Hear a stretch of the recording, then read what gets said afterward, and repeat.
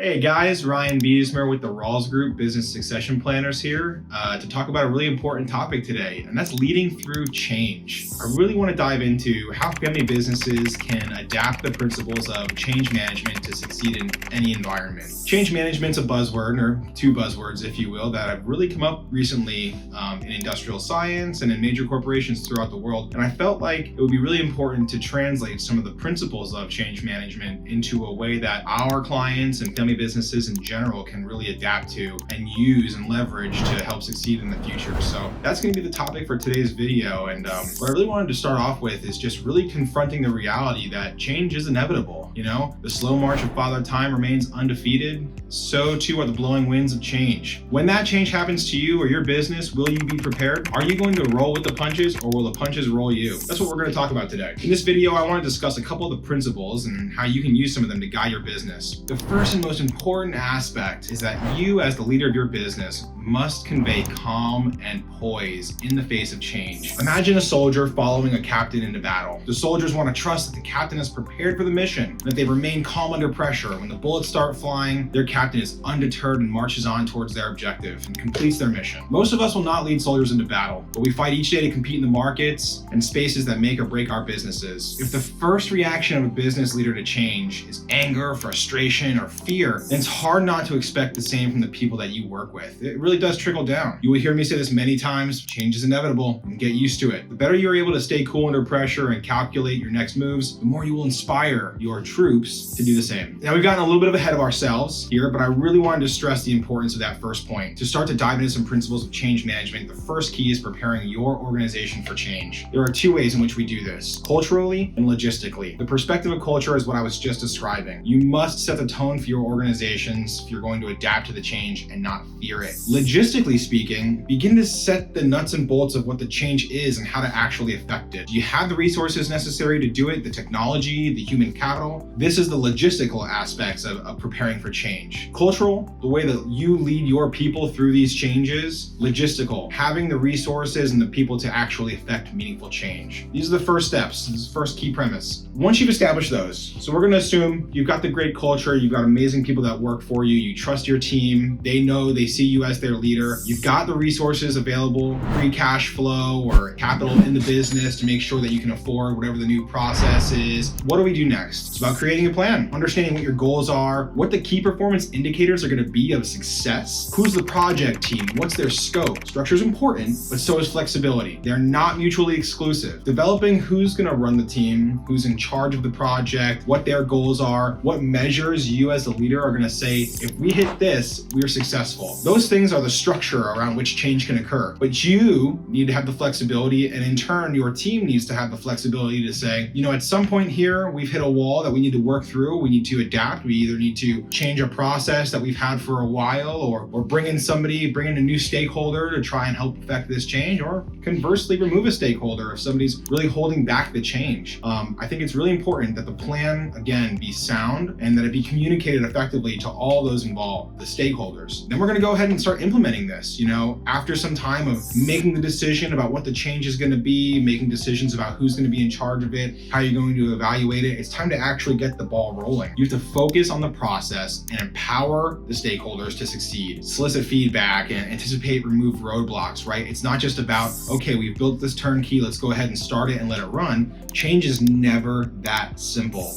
I wish it was, but I promise you, we all do. But the reality of it is that even the first day of saying, hey, this is day zero, let's go ahead and make this happen, you're probably going to run into some roadblocks, whether that is human roadblocks of people who are pushing back against that change, or technological, manufacturing, whatever it might be, roadblocks. You as the overall leader have to be prepared to say, how do I get in there and make sure that those roadblocks aren't there? Am I having to have candid conversations with employees to make sure they understand why this change is important and why it's happening? Do I need to invest a little bit more capital in making sure that we have the technology available to affect it? That is the actual implementation of it. We're going to say, this is the team that I've put in charge of this, but I as the business leader still have to have a pulse on how they're operating, how the change is going, and doing whatever I can to remove the roadblocks in that process. And then reviewing progress and analyzing results. We talked earlier about the plan that you're going to have and the key performance indicators that are going to say, if we're hitting these milestones, that we're in good shape. You, again, have to have your finger on that pulse and know, hey, we're a little behind the 8-ball here trying to hit certain deadlines. Again, what are those roadblocks that I can get in there and help remove for you? Or conversely, are we ahead of organization adapting a little bit better to the change than we anticipated? And that's great, but making sure that throughout that process, you are reviewing the progress and analyzing the results, even to the point of conducting a project, what we call a post-mortem. We've finished the implementation of this DMS, a development of a new training program, whatever it might be, looking back and saying, what worked really well? Who handled this really well?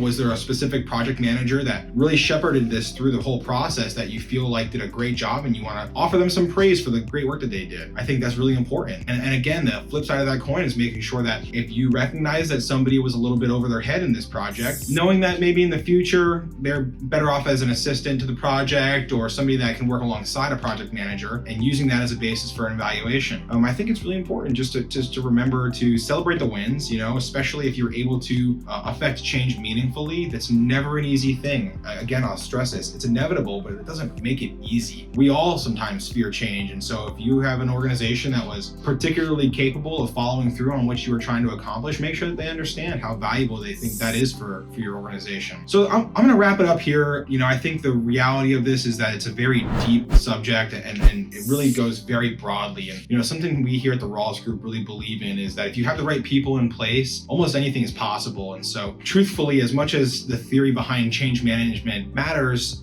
who you're trying to change and who's in charge of trying to change other people, it also matters a lot. And so when we talk about successors for the future of family businesses, making sure that they're the right people, they're prepared for the job, and the rest of the organization is prepared for the change that's going to come with them. It's something that we specialize here at the Rawls Group, and we love working with our clients on affecting some of this change. And really, when you step out on the other side of this and you can look back and, relish in the hard work that paid off, it's a really rewarding experience. So if you're interested in learning more about how the Rawls Group can help you and your family business navigate some of these changes, then feel free to check us out at www.seekingsuccession.com. We're always interested in talking with business owners. Feel free to give us a call. Again, my name is Ryan Beesmer, and thanks for watching.